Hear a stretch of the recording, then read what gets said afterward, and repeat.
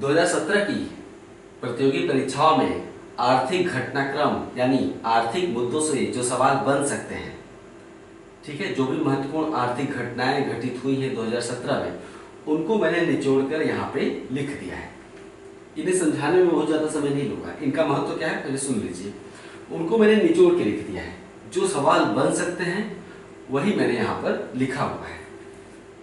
आप समझ सकते हैं कि इतना अगर आप मैगजीन्स में पढ़ेंगे तो आपको कम से कम 20 से 22 पन्ने पलटने होंगे। इसके महत्व का अंदाजा आप लगा सकते हैं। तो आगामी 10-15 दिनों में मैं जो भी इस तरह के आंकड़े और फैक्ट समसामयिक अध्ययन यानी करंट से देता जाऊं, उसे आप या तो इसका स्क्रीनशॉट ले लीजिए या तो कहीं लिख लीजिए, पढ़ के एक बार दोहरा जरूर लीजिएगा, संक्षेप में तैयारी हो जाएगी। आप स्वतंत्र हैं मैगजीन्स पढ़ने के लिए, लेकिन इसे एक बार जरूर देखिएगा। आपको एग्जाम देते समय जरूर इन कक्षाओं की याद आएगी। तो जो आर्थिक मुद्दों का निचोड़ है, इसे मैं बहुत ज्यादा इसमें समझाने बोलने लायक नहीं है, लेकिन फिर भी एक बार इंगित कर देता हूँ, दिखा देता हूँ। सभी कुछ नहीं पढ़ूंगा, जो खास खास पढ़ ले रहा हूँ। 2017 के आंकड़े हैं। जीडीपी वृद्धि दर 7.1%। भारत में राष्ट्रीय आय के आंकड़े कौन जारी करता है? केंद्रीय सांख्यिकी कार्यालय, है ना। तो जीडीपी के आंकड़े भी केंद्रीय सांख्यिकी कार्यालय यानी CSO सेंट्रल स्टैटिस्टिक्स ऑर्गेनाइजेशन जारी करता है। इकोनॉमिक्स, इंडियन इकोनॉमी में सारा बताया जा चुका है। तो जीडीपी वृद्धि दर 2016-17 में 7.1%, ठीक है। ये 2011-12 के स्थिर मूल्यों की बात कर रहा है, स्थिर मूल्यों पर। उसी प्रकार 2011-12 के स्थिर मूल्यों पर, क्योंकि आधार वर्ष क्या स्वीकार किया गया है, इकोनॉमिक्स में आपने पढ़ा ना मेरे साथ, 2011-12 आधार वर्ष है। तो 2011-12 के स्थिर मूल्यों पर प्रति व्यक्ति आय कितनी है? 2016-17 में 82,269 रुपए, जबकि चालू मूल्यों पर प्रति व्यक्ति आय है 1,03,219। ऐसा पहली बार हुआ है कि चालू मूल्यों पर प्रति व्यक्ति आय देश की 1 लाख के आंकड़े को पार कर गई हो। 1,03,219 इसलिए महत्वपूर्ण पूछा जा सकता है। नेक्स्ट, जो राज्यों का जीडीपी होता है, राज्यों का, उसे हम कहते हैं सकल राज्य घरेलू उत्पाद। तो सर्वाधिक सकल राज्य घरेलू उत्पाद इंग्लिश में कहते हैं GSDP, है ना। तो सकल राज्य घरेलू उत्पाद वाला राज्य कौन सा है? महाराष्ट्र है, यानी महाराष्ट्र का जीडीपी राज्यों में सर्वाधिक है। सर्वाधिक प्रति व्यक्ति आय वाला राज्य ऑब्लिक केंद्र शासित प्रदेश कौन सा है? दिल्ली है। दिल्ली के बाद गोवा का स्थान है, यानी भारत के राज्यों में सबसे ज्यादा प्रति व्यक्ति आय वाला राज्य कौन सा है? गोवा है राज्यों में। और राज्य और केंद्र शासित प्रदेश दोनों को मिलाकर सबसे ज्यादा पर कैपिटा इनकम दिल्ली के लोगों की है। सबसे ज्यादा पर कैपिटा इनकम दिल्ली की, जबकि बिहार के लोगों की प्रति व्यक्ति आय सबसे कम है। नेक्स्ट, भारत में विदेशी ऋण के आंकड़े कई बार पूछा जा चुका है। हमेशा पत्रिकाओं में, मैगजीन्स में और न्यूज़पेपर में छपता है, लेकिन लोग ध्यान नहीं देते हैं, टिक करके चले आएंगे वित्त मंत्रालय। तो भारत में विदेशी ऋण के आंकड़े RBI द्वारा जारी किए जाते हैं। 2017 में भारत का कुल विदेशी ऋण कितना है? $471.9 billion. 471.9 billion. Next, Indian oil corporation, Bharat petroleum corporation limited, HPCL अर्थात हिंदुस्तान पेट्रोलियम कॉर्पोरेशन लिमिटेड, ये तीनों तेल कंपनियां हैं। इनके मध्य एक समझौता हुआ। क्या तय हुआ? कि भारत की सबसे बड़ी तेल रिफाइनरी, पेट्रोलियम रिफाइनरी, जो पेट्रोलियम शुद्ध किया जाता है, महाराष्ट्र के रत्नागिरी जिले में बाबुलवाड़ी में स्थापित की जाएगी। सबसे बड़ी तेल रिफाइनरी रत्नागिरी की बाबुलवाड़ी में स्थापित की जाएगी। नेक्स्ट, ये तीनों मिलकर स्थापित करेंगे, IOC, HPCL, PPCL। नेक्स्ट, 2017 में 3 नए भुगतान बैंक स्थापित किए गए। ये तीनों देश के पहले भुगतान बैंक हैं। भुगतान बैंक क्या होता है? जैसे पेटीएम का उद्देश्य क्या है? सिर्फ भुगतान करना। क्या पेटीएम में आप पैसा जमा करेंगे तो आपको ब्याज देगा, उस पर इंटरेस्ट देगा? नहीं। क्या पेटीएम आपको लोन देगा? नहीं। पेटीएम का इस्तेमाल क्यों करते हैं? शॉपिंग के लिए, मोबाइल रिचार्ज के लिए, अपना DTH केबल रिचार्ज करने के लिए, इसके अलावा किसी दूसरे के पेटीएम में या बैंक में पैसे भेजने के लिए, यानी भुगतान करने के लिए उसका इस्तेमाल होता है। तो ऐसे बैंकों को हम क्या कहते हैं? भुगतान बैंक, पेमेंट बैंक। तो देश का पहला payment bank Airtel payment bank, दूसरा payment bank India post payment bank, ये भारतीय डाक विभाग का है, इंडिया पोस्ट पेमेंट बैंक। देश का तीसरा payment bank Paytm payment bank. ये तीनों पेमेंट बैंक 2017 में स्थापित किए गए। नई दिल्ली में 12 जनवरी 2017 को शाखा शुभारंभ के साथ या शाखा खोलने के साथ एयरटेल पेमेंट बैंक देश का पहला भुगतान बैंक बना। आज पूछा जाएगा कि देश का पहला भुगतान बैंक कौन सा है? एयरटेल पेमेंट बैंक, ठीक है, जिसने शाखाएं खोली। साथ ही किसी दूर संचार कंपनी द्वारा, है ना, प्रारंभ पहला बैंक है ये। किसी दूर संचार कंपनी द्वारा प्रारंभ पहला बैंक है ये, है ना। एयरटेल क्या है? एक दूर संचार कंपनी है।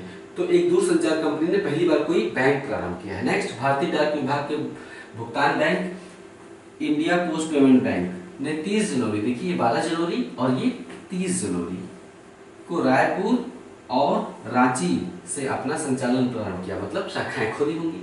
नेक्स्ट, नोएडा में पेटीएम का कहां शाखा खुला है? उत्तर प्रदेश के नोएडा में। ये पूछा जा सकता है। नोएडा में अपनी पहली शाखा के साथ पेटीएम पेमेंट बैंक ने मई 2017 में संचालन प्रारंभ किया। नोएडा में अपनी पहली शाखा के साथ, ठीक है। देश का तीसरा पेमेंट बैंक है, पहला, दूसरा, तीसरा। पेटीएम देश का तीसरा पेमेंट बैंक है। पेटीएम देश की सबसे बड़ी ई वॉलेट फर्म है, यानी जो ऑनलाइन पैसा लेन देन होता है उन कंपनियों में सबसे बड़ी कंपनी कौन सी है? पेटीएम। तो पेटीएम देश की सबसे बड़ी ई वॉलेट फर्म है। ई वॉलेट मतलब जब आप पैसे को भौतिक पर्स में न रखकर इलेक्ट्रॉनिक पर्स में रखते हैं, जैसे मोबाइल आपको दिखाता है कि आपके पेटीएम कितने पैसे बचे हैं, 8000 रुपए, यानी वो एक तरह का आपका पर्स ही तो है, उसे हम कहते हैं ई वॉलेट। तो देश की सबसे बड़ी ई वॉलेट फर्म है। इसकी स्वामी कंपनी का नाम क्या है? 197 कम्युनिकेशंस। 197 कम्युनिकेशंस मेन कंपनी का नाम ये है, यानी ये दूसरे काम भी करती होगी। नेक्स्ट, आसिया की राजधानी ओपेक। ओपेक जो प्रमुख, दुनिया के जो प्रमुख तेल निर्यातक देश हैं उनका संगठन है ओपेक। फुल फॉर्म है organisation of the petroleum exporting countries. ये 14 प्रमुख तेल निर्यातक देशों का संगठन है ओपेक। 14 देश हैं इसमें। तो तेल निर्यातक देश केवल ओपेक के सदस्य ही नहीं है, कुछ ऐसे देश भी हैं जो कि तेल निर्यात करते हैं लेकिन ओपेक के सदस्य नहीं है ना। वही मैंने लिखा है कि आस्ट्रिया की राजधानी वियना में प्रमुख तेल निर्यातक देशों के संगठन ओपेक और 11 गैर ओपेक तेल निर्यातक देशों के बीच, है ना, गैर ओपेक तेल निर्यातक देशों के बीच कच्चे तेल के उत्पादन में कटौती पर सहमति बनी कि कच्चे तेल का उत्पादन घटाया जाए। उद्देश्य क्या है कि अगर दाम आपको अच्छा प्राप्त करना है तो प्रोडक्शन कम कर दीजिए। बहुत ज्यादा प्रोडक्शन करेंगे तो पेट्रोलियम का दाम गिरने लगता है। तो सहमति बनी कि कच्चे तेल का उत्पादन घटाया जाएगा, इस पर सहमति बनी। 14 प्रमुख तेल निर्यातक देशों का संगठन है ओपेक। ओपेक की बात कर रहा हूँ, ये जीके की बात है ना। ओपेक की स्थापना 1960 में हुई। ये सब हमेशा महत्वपूर्ण होता है, ये जीके वाली कॉपी में लिख लिया करिए। मुख्यालय वियना, ठीक है। मुख्यालय, ओपेक का मुख्यालय कहाँ है? वियना, यानी यूरोप में है। ऑस्ट्रिया की राजधानी वहीं बैठक हुई थी वियना में। अब नेक्स्ट, ये अगला न्यूज है। गिरते तेल कीमतों की वजह से लगातार दुनिया में तेल कीमतें गिरते चली जा रही हैं। यही रीजन है कि कच्चे तेल के उत्पादन में कटौती पर सहमति बनी है ओपेक और गैर ओपेक निर्यातक देशों के बीच। तो अब नेक्स्ट न्यूज की बात कर रहा हूँ। गिरते तेल कीमतों की वजह से सऊदी अरब का राजकोषीय घाटा काफी बढ़ गया है, क्योंकि सऊदी अरब की राष्ट्रीय आय का सबसे बड़ा स्रोत क्या है? तेल निर्यात। सऊदी अरब के पास तेल ना हो तो बहुत ही गरीब हो जाए। तो गिरते कीमतों की वजह से राजकोषीय घाटा सऊदी अरब का काफी बढ़ गया है, जिसकी प्रतिपूर्ति के लिए सऊदी अरब सरकार ने इस्लामिक बॉन्ड, कोई भी सरकार या कंपनी निवेश प्राप्त करने के लिए एक प्रतिभूति देती है। कैसे? 100 रुपए के नोट पे लिखा रहता है कि मैं धारक को 100 रुपए अदा करने का वचन देता हूं। तो 100 रुपए का नोट क्या है? एक प्रतिभूति, एक वायदा। जहां वायदा किया गया होता है उसे क्या कहते हैं? प्रतिभूति कहते हैं, है ना। उसमें मूल्य क्यों है? क्योंकि उसका वादा किया गया है। ऐसे तो कागज के नोट फाड़ के फेंक दीजिए, कोई मूल्य नहीं उसका, लेकिन उसमें मूल्य किसने भर दिया है? भारत सरकार ने उसमें मूल्य भर दिया है। ऐसी चीजों को हम प्रतिभूति कहते हैं या बॉन्ड भी कह सकते हैं। समझ गए आप? यानी कि मैं आपको बॉन्ड दूं अगर 100 रुपए का और आपसे 100 रुपया ले लूं, तो आपने जो मुझे 100 रुपया दिया वही मूल्य आपके पास उपलब्ध बॉन्ड का है, जो मैंने आपको 100 रुपए का बॉन्ड दिया। तो तो इसकी प्रतिपूर्ति, राजकोषीय घाटा बढ़ गया है सऊदी अरब का, जिसकी प्रतिपूर्ति के लिए सऊदी अरब सरकार ने इस्लामिक बॉन्ड सुकुक जारी किया, बॉन्ड जारी किया। बॉन्ड जारी करते हैं निवेश प्राप्त करने के लिए। बॉन्ड देके निवेश प्राप्त करना, इन्वेस्टमेंट प्राप्त करना। सरकार इन्वेस्टमेंट चाहती है, ताकि क्योंकि सरकार घाटे में चल रही है तो सरकार के पास पैसा नहीं है, तो पैसा सरकार के पास कहाँ से आएगा? निवेश प्राप्त करेगी, उसके लिए बॉन्ड देती है। ठीक है, तो निवेश प्राप्त करेगी तो प्रोडक्शन बढ़ेगा, है ना। तो ये काम कैसे करता है? सऊदी अरब सरकार ने इस्लामिक स्टेट बॉन्ड जारी कर निवेशकों से 17 अरब रियाल जुटाए। यानी सऊदी अरब की मुद्रा क्या है? रियाल। 17 अरब रियाल जुटाए। ये इस्लामिक बॉन्ड क्या है? सुकुक। बॉन्ड तो नॉर्मली होते ही है, लेकिन ये इस्लामिक बॉन्ड है। इस्लामिक बॉन्ड का मतलब कि सिंपल सी बात है कि मुस्लिम कंट्री है, तो उसने जो बॉन्ड जारी किया वो मुस्लिम आदर्शों पर ढला हुआ है, यानी उसके जो नियम कानून है वो शरीयत के अनुकूल है। कैसे? यानी कि उसने जो निवेश प्राप्त किया उस पर ब्याज नहीं देगा, निवेशकों को ब्याज नहीं प्राप्त होगा। क्या प्राप्त होगा? उनके इन्वेस्टमेंट से जो प्रोडक्शन बढ़ेगा देश में, तो प्रोडक्शन से जो लाभ बढ़ेगा तो लाभ में हिस्सेदारी मिलेगी। किसको? निवेशकों को। यानी निवेशकों को ब्याज नहीं दिया जाएगा, क्योंकि ब्याज इस्लाम में बुरा माना जाता है। तो उनको ब्याज नहीं दिया जाएगा, बल्कि लाभ में हिस्सेदारी दी जाएगी जो इन्वेस्टर्स हैं। समझ गए? इसीलिए इसको हम इस्लामिक बॉन्ड कहते हैं। सिंपल सी बात है, बहुत ज्यादा समझने की जरूरत नहीं। पूछा जाएगा कि हाल ही में किस देश ने इस्लामिक बॉन्ड सुकुक जारी किया? आप कहेंगे सऊदी अरब ने। Next, world economic outlook report और दूसरी रिपोर्ट है ग्लोबल इकोनॉमिक प्रोस्पेक्ट्स। इन रिपोर्ट में क्या कहा जाता है? कौन से आंकड़े? आप मैगजीन्स में देखेंगे तो 3 पन्ने की रिपोर्ट होती है, सवाल कभी नहीं पूछा जाता।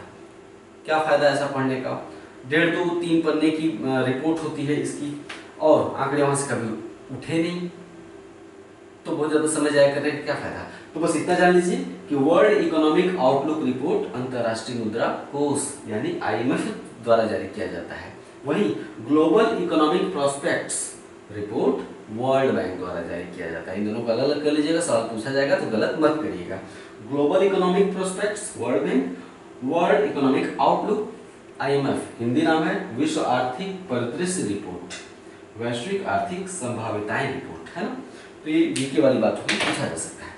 तो इसी तरह से अगले 10, 12, 15 दिनों तक करंट मेरे साथ पढ़ते रहिए। बहुत चीज़ों को संक्षिप्त करके आप तक पहुंचाऊंगा मैं। काफ़ी मेहनत भी करनी पड़ती है, ये आसान नहीं होता है, समय लगता है इसमें, लेकिन मैं करूंगा अपनी तसल्ली के लिए और सबकी खुशी के लिए। नमस्कार।